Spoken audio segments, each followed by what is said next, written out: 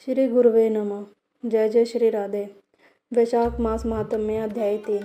वैशाख मास में छत्रदान से हेमकांत का उद्धार।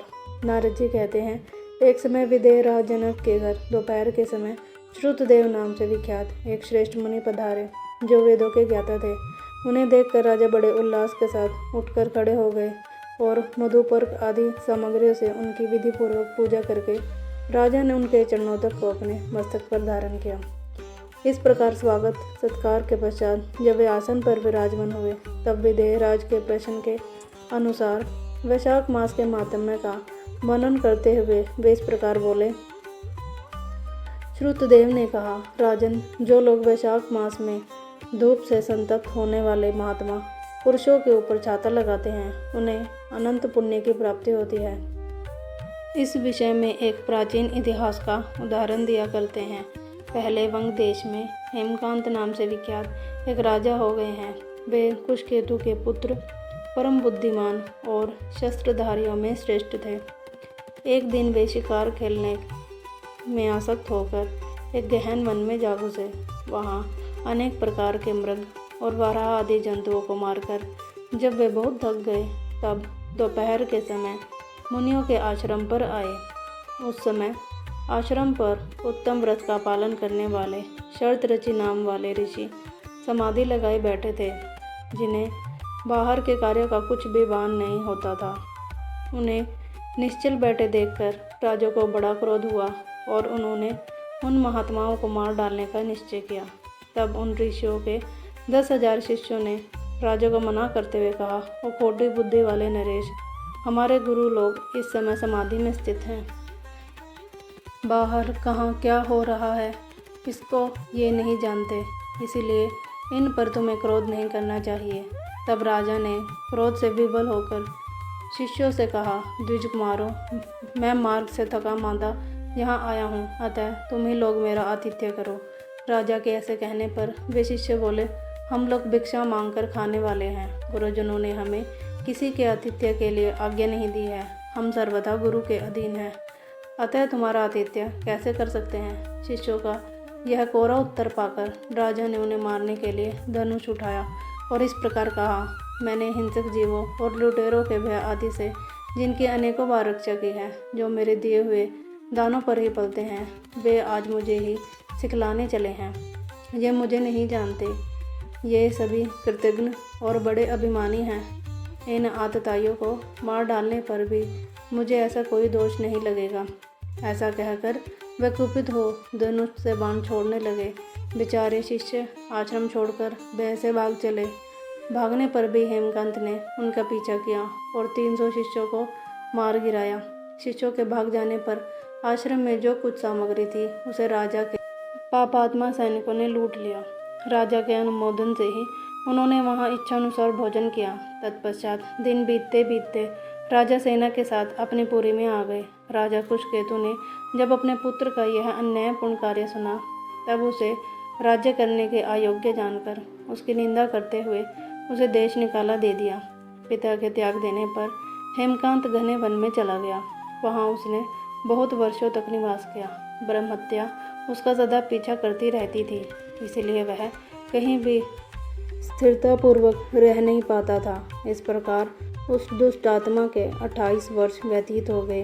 एक दिन वैशाख मास में जब दोपहर का समय हो रहा था, महामुनि तीर्थ यात्रा के प्रसंग से उस वन में आए। वे धूप से अत्यंत संतप्त और तृषा से बहुत पीड़ित थे, इसीलिए किसी वृक्षहीन प्रदेश में मूर्छित होकर गिर पड़े। देवयोग से हेमकांत उधर आ निकला। उसने मुनि को प्यास से पीड़ित, मूर्छित और थका मांदा देखकर उन पर बड़ी दया की। उसने पलाश के पत्तों से छत्र बनाकर उनके ऊपर आती हुई धूप का निवारण किया। वह स्वयं मुनि के मस्तक पर छाता लगाए खड़ा हुआ और तुम्बी में रखा हुआ जल उनके मुंह में डाला। इस उपचार से मुनि को चेत हो आया और उन्होंने क्षत्रिय को दिए हुए पत्ते के छाते को लेकर अपने व्याकुलता दूर की। उनकी इंद्रियों में से कुछ शक्ति आई और वे धीरे धीरे किसी गांव में पहुंच गए। उस पुण्य के प्रभाव से हेमकांत की 300 ब्रह्महत्याएं नष्ट हो गई। इसी समय यमराज के दूत हेमकांत को लेने के लिए वन में आए। उन्होंने उसके प्राण लेने के लिए संग्रहणी रोग पैदा किया। उस समय प्राण छूटने की पीड़ा से छटपटाते हुए हेमकांत ने 3 अत्यंत भयंकर यमदूतों को देखा, जिनके बाल ऊपर की ओर उठे हुए थे। उस समय अपने कर्मों को याद करके वह चुप हो गया। छत्रदान के प्रभाव से उसको भगवान विष्णु का स्मरण हुआ। उसके स्मरण करने पर भगवान महाविष्णु ने विष्पकसेन से कहा, तुम शीघ्र जाओ, यमदूतों को रोको, हेमकांत की रक्षा करो और वह निष्पाप एवं मेरा भक्त हो गया है। उसे नगर में ले जाकर उसके पिता को सौंप दो। साथ ही मेरे कहने से कुशकेतु को यह समझाओ कि तुम्हारे पुत्र ने अपराधी होने पर भी वैशाख मास में छत्रदान करके एक मुनि की रक्षा की है, अतः वह पाप रहित हो गया है।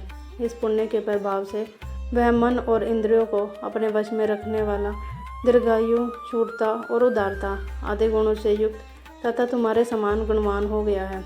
इसलिए अपने इस महाबली पुत्र को तुम राज्य का भार संभालने के लिए नियुक्त करो। भगवान विष्णु ने तुम्हें ऐसी ही आज्ञा दी है। इस प्रकार राजा को आदेश देकर हेमकांत को उनके अधीन करके यहाँ लौट आओ।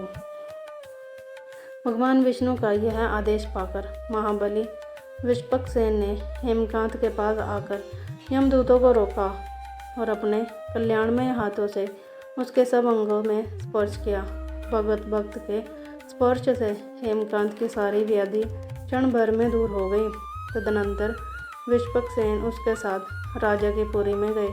उन्हें देखकर महाराज कुशकेतु ने आश्चर्य युक्त होकर भक्तिपूर्वक मस्तक झुकाकर पृथ्वी पर साष्टांग कर घर में प्रवेश कराया। वहाँ नाना प्रकार के स्त्रोतों से उनकी स्तुति तथा वैभवों से उनका पूजन किया। तत्पश्चात महाबली विष्पकसेन ने अत्यंत प्रसन्न होकर राजा को हेमकांत के विषय में भगवान विष्णु ने जो संदेश दिया था वह सब कह सुनाया। उसे सुनकर कुशकेतु ने पुत्र को राज्य पर बिठा दिया और स्वयं विष्पकसेन की आज्ञा लेकर उन्होंने पत्नी सहित वन को प्रस्थान किया। तदनंतर महामना विष्पकसेन हेमकांत से पूछकर और उसकी प्रशंसा करके श्वेत द्वीप में भगवान विष्णु के समीप चले गए। तब से राजा हेमकांत वैशाख मास में बताए हुए भगवान की प्रसन्नता को बढ़ाने वाले शुभ धर्मों का प्रतिवर्ष पालन करने लगे। वे ब्राह्मण भक्त, धर्मनिष्ठ, शांत, जितेंद्रिय, सब प्राणियों के प्रति दयालु और संपूर्ण यज्ञों की दीक्षा में स्थित रहकर सब प्रकार की संपदाओं से संपन्न हो गए। उन्होंने पुत्र पौत्र आदि के साथ समस्त भोगों का उपभोग करके भगवान विष्णु का लोक प्राप्त किया। वैशाख सुख में साध्य अतिशय पुण्य प्रदान करने वाला है। पाप रूपी ईंधन को अग्नि की भांति जलाने वाला, परम सुलभ तथा धर्म, अर्थ, काम और मोक्ष चारों पुरुषार्थों को देने वाला है। ओम नमो भगवते वासुदेवाय नमः। जय जय श्री राधे।